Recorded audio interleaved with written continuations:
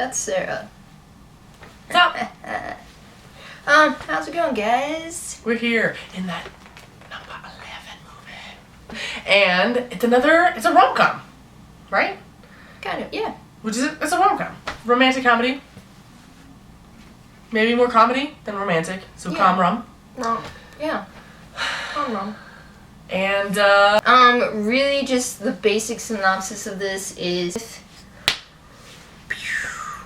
Alice. She's a stenographer for Tony, who was just made vice president at his father's banking company. His father's name is Mr. Kirby. Curbster. The Curbster. No, it's Mr. Kirby, because he's snuck up. He's a stuck-up rich white man. Yes, he is. Mr. Kirby. Mm-hmm. And his wife's even worse. Oh my god, his wife is terrible. Oh, jeez. She is a piece of Talk about a mother-in-law. Jeez Louise. And mother-in-law, because why? Alice and Tony are in the loves. There's the loves. It's shaped like a heart. They're inside the loves. They're in the loves. And they want to get married. Tony wants to get married to Alice. But he goes and meets her family, which they're a wild bunch. They're just happy-go-lucky. They do what they want. They're live free the spirit. life. Inventors. They're creators. They live the life that they want to live, that makes them the happiest. Her family, they all live together, and the patriarch of the house, they all call Grandpa, which is Alice's grandpa. Mm-hmm. But like her parents live there, her sister and her husband live there. Alice lives there, and they invite like other people that like to invent stuff, like toys and fun stuff. Like her dad builds fireworks, and her mom writes plays, and her sister is a ballet dancer. Not a very good one, but she is. She's one. like training. Grandpa plays a harmonica. Oh yeah. That's what this comes from. There's a couple of scenes where he uses the harmonica, and it's his gift. I thought it was sweet when Allison gives her grandpa a harmonica, and she's like, happy birthday, it's not my birthday. She's like, anytime that I think of you and I see something that I want to get for you, it's your birthday. So it's just sweet, fun-loving, open house. You know, they're sitting down, they do grace, and he's just like, well, we're all in good health. Thank you, that's all we need, and the rest we leave up to you, you know?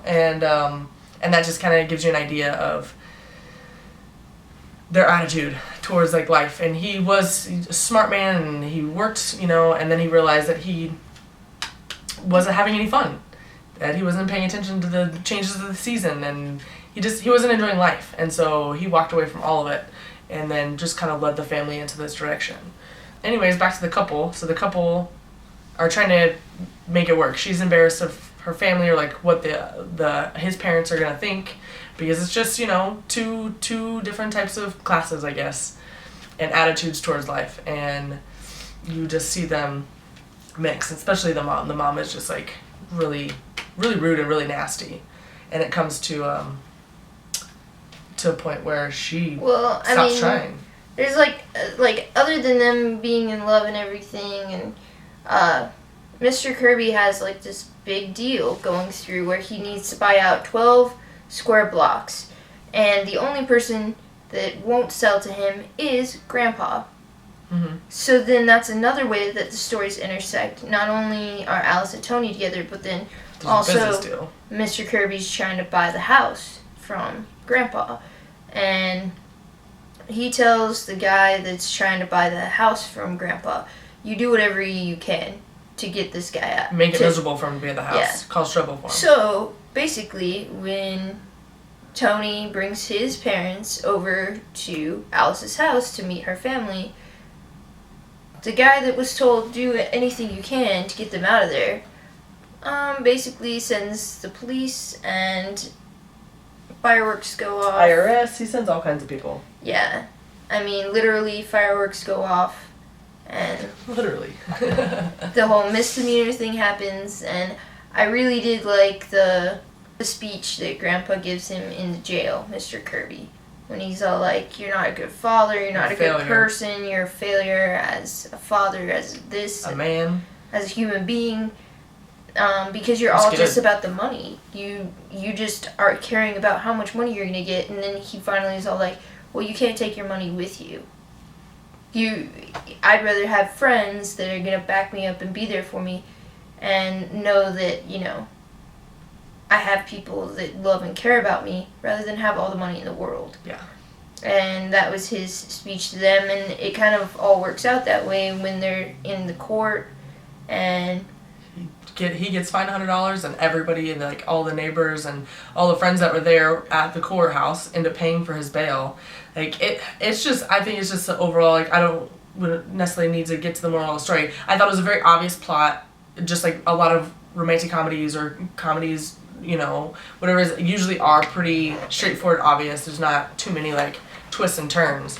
You're there to watch the characters on the screen, and you're there to see the good prevail, I guess, and like love prevail, and I felt like that's what we saw. yeah. I don't know. I just thought it was just like a sweet, wholehearted film. Yeah. It like felt good. I really liked it. I liked watching it. I thought it had a good message behind it, and I just really enjoyed watching it. And they were just really cute and loving when they were by themselves too. I didn't feel like it was like too long. It didn't like drag on. If I ever saw anybody being like getting a big Too head about serious. anything, or like thinking like they're all that, or thinking that what they want out of life is the most important thing, then people and just being happy, then I'd be like, you need to watch this movie, because It was sweet. you are all sorts of confused about life right now. Yeah. And it would put things in perspective to where you'd be like, wow, like, stuff really isn't that bad. Mm-hmm. Could be a lot worse. There's another way to live, and there's other things that can be important besides. Yeah, money and, you know, having the biggest house and, you know, the nice car and everything. Like, that's not everything. So, When you get the blues. when you get the blues, watch this here movie. You want to give it a rating? Well, I was gonna let you take it away. I got no skills. This is it, guys. Do that one?